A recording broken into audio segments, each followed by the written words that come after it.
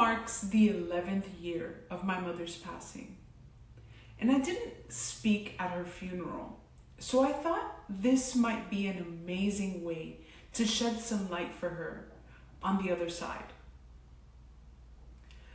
When my mother died, I was 26 years old, an adult. An adult physically, but not an adult mentally. Emotionally, I was a baby. A baby with a baby growing in my belly. For a long time, I put off the grief. I had the most daunting responsibility staring me down, and I wasn't about to blink. Looking back, that baby was the one thing that kept me going. I knew that I had to be a great mom in order to honor my great mom. And the result of my situation was a very slow, intentional healing process that involved recognizing the patterns, both good and bad, and consciously choosing what to pass on. Step 1, I went back to where my mother grew up. She often told me that her childhood wasn't as good as mine. I would catch her crying sometimes in the extra bedroom or while she was preparing dinner in the kitchen.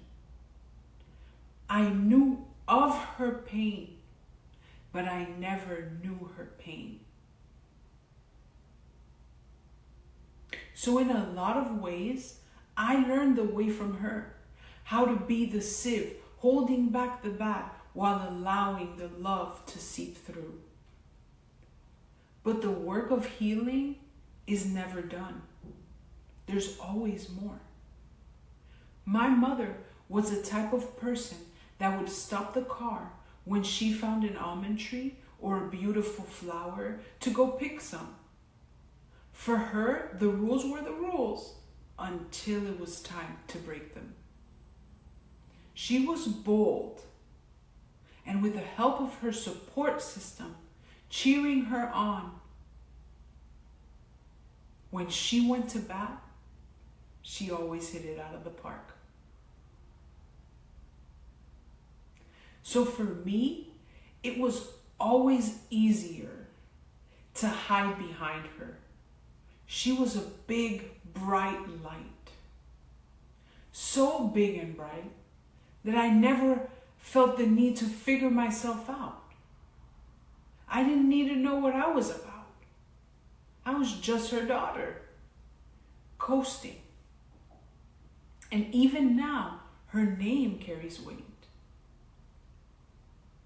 But I always knew that I was different, powerful in my own right, in my own way.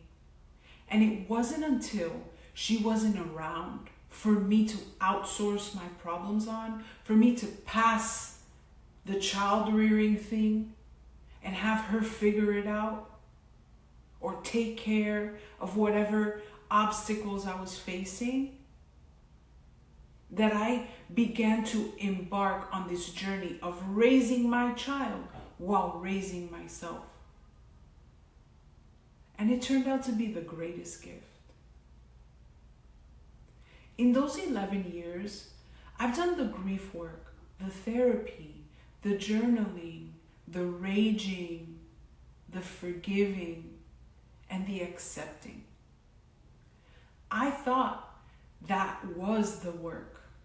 Healing from what they didn't know to give me, forgiving what they didn't know I needed, understanding the generational trauma that was passed on to them and then to me. And it was the work, but it wasn't all the work.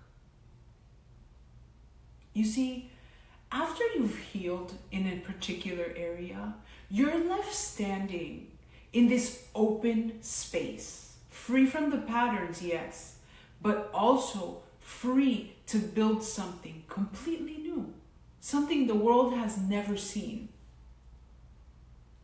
I learned to be a mom with strategy, to recognize systems and disrupt them before it was too late. Some might call it hovering, but that is the definition of what I call conscious parenting.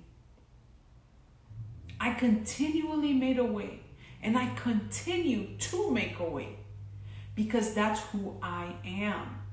That's who she was. That's what our lineage carries. We are the way makers. We are the chain breakers. And we always win in the end. So here's the deal, guys. These videos I've been making, these parts of me and my life that I've been sharing, I'm currently turning them into a book. I haven't really asked for anyone to like, comment, or subscribe, because I felt as though these videos that I was making, this was for me. This was part of my healing journey. But once my book comes out in the next couple of months, I would love it if you would buy one, read it, and maybe get something out of it. In the meantime, though, I'm going to start talking about the parallels between conscious parenting and entrepreneurship. Because I believe that many of us have been kept from the discovery, or kept from discovering our true power.